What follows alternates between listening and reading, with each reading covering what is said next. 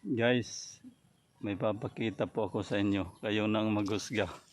Ito po yung highway namin dito. Beto Road. From Labas to Javier Leyte. Linggo-linggo po namin ito nililinis. Kaya tingnan nyo naman guys, yung ginawa ng mga dumadaan. Dito itinatapon yung mga basura nila.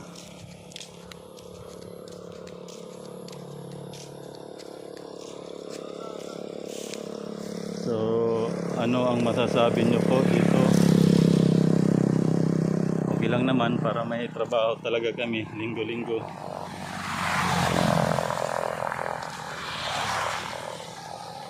Ito'y kusang loob lang naman na ginagawa namin.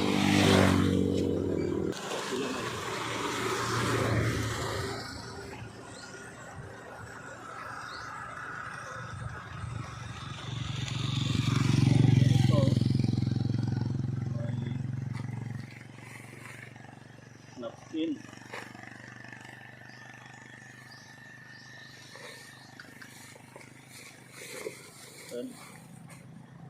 Pambahay talaga, galing CR pa. Yung mga napkin.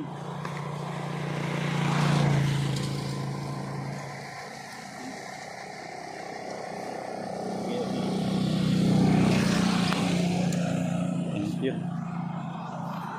Masama na ang amoy ng napkin. Kawawa talaga pag ganito.